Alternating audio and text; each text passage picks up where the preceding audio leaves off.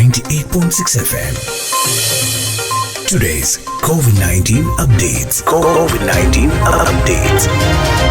ഖത്തറിൽ ഇന്ന് 1022 പേർക്ക് കോവിഡ് രോഗം ഭേദമായതോടെ ആകെ രോഗവിമുക്തി നേടിയവർ 2,02,552 പുതുതായി 397 പേർക്ക് കൂടി രോഗം സ്ഥിരീകരിച്ചു. ഇതോടെ ആകെ രോഗം സ്ഥിരീകരിക്കപ്പെട്ടവരുടെ എണ്ണം 2,11,389 17,109 പേരിലാണ് കഴിഞ്ഞ 24 മണിക്കൂറിനകം രോഗപരിശോധന നടത്തിയത്. കഴിഞ്ഞ 24 മണിക്കൂറിനുള്ളിൽ 4 മരണങ്ങൾ കൂടി റിപ്പോർട്ട് ചെയ്തതോടെ ആകെ മരണം 512.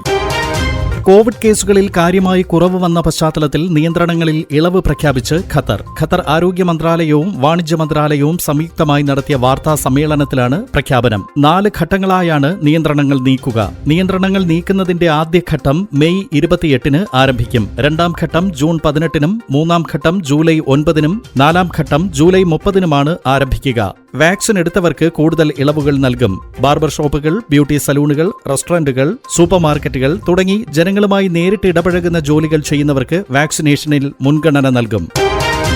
ഖത്തറിൽ ദേശീയ വാക്സിനേഷൻ ക്യാമ്പയിൻ ഊർജിതമാക്കാൻ ഷെഡ്യൂളിംഗ് യൂണിറ്റ് രൂപീകരിച്ച് പൊതുജനാരോഗ്യ മന്ത്രാലയം. ഓരോ വ്യവസായങ്ങളിലെയും പ്രധാന സേവന തൊഴിലാളികൾക്ക് പ്രതിരോധ കുത്തിവയ്പ് നൽകുന്നതിനാണിത്. ബാർബർ ഷോപ്പുകൾ, സലൂണുകൾ, റെസ്റ്റോറന്റുകൾ, റീറ്റെയിൽ ഷോപ്പുകൾ, സൂപ്പർമാർക്കറ്റുകൾ, ഹോട്ടലുകൾ, മറ്റ് ഹോസ്പിറ്റാലിറ്റി സേവനങ്ങൾ എന്നിവ പോലുള്ള ജനങ്ങളുമായി നേരിട്ട് ബന്ധപ്പെടുന്നവർക്ക് മുൻഗണന നൽകും. ഖത്തറിൽ പ്രോട്ടോകോൾ ലംഘിച്ച 490 പേരെ ഇന്നലെ പിടികൂടിയതായി ആഭ്യന്തര മന്ത്രാലയം അറിയിച്ചു. ഫേസ് മാസ്ക് ധരിക്കാത്തതിന് 452 പേരെയും സാമൂഹ്യ അകലം പാലിക്കാത്തതിന് 20 പേരെയും കൂട്ടം കൂടിയതിന് 15 പേരെയും ഇഹ്ത്രാസ് ഡൗൺലോഡ് ചെയ്യാത്തതിന് 3 പേരെയുമാണ് പിടികൂടിയത്.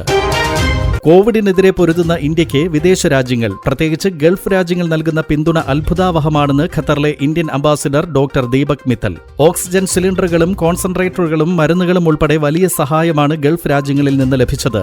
ICBFന്റെ നേതൃത്വത്തിൽ ഖത്തറിലെ ഇന്ത്യൻ സമൂഹവും വലിയ പിന്തുണയാണ് നൽകുന്നത്. 432 ഓക്സിജൻ സിലിണ്ടറുകളും 43 ഓക്സിജൻ കോൺസെൻട്രേറ്ററുകളുമാണ് ICBFന്റെ നേതൃത്വത്തിൽ ഇന്ത്യയിലേക്ക് അയച്ചത്.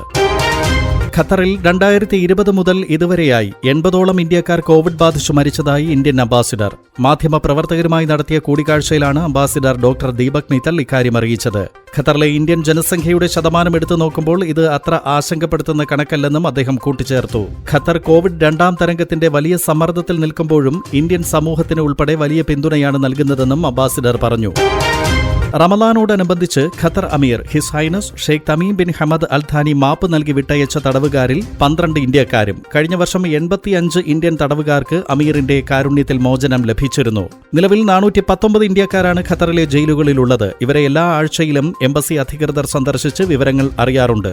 ചതിയിൽ കുടുങ്ങി കേസിൽപ്പെട്ടവരെ തിരിച്ചറിഞ്ഞ് ആവശ്യമായ സഹായങ്ങൾ നൽകുന്നതിന് വേണ്ടിയുള്ള നടപടികളും ആരംഭിച്ചിട്ടുണ്ട്.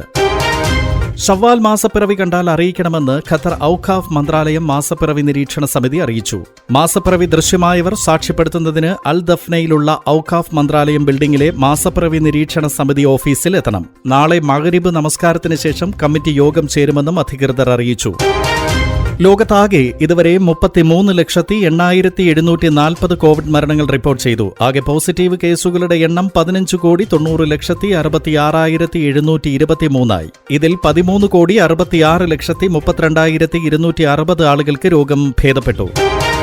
കേരളത്തിൽ ഇന്ന് 27,487 പേർക്ക് കോവിഡ് സ്ഥിരീകരിച്ചു. തിരുവനന്തപുരം 3,494, മലപ്പുറം 3,443, തൃശൂർ 3,280, എറണാകുളം 2,834, കോഴിക്കോട് 2,522, പാലക്കാട് 2,297, കൊല്ലം 2,039, ആലപ്പുഴ 1,908, കണ്ണൂർ 1,838, കോട്ടയം 1,713, കാസർഗോഡ് 919, പത്തനംതിട്ട 450, ഇടുക്കി 422, വയനാട് 328 എന്നിങ്ങനെയാണ് ജില്ലകളിൽ ഇന്ന് രോഗബാധ സ്ഥിരീകരിച്ചത്. 98.6 FM. Today's COVID-19 updates.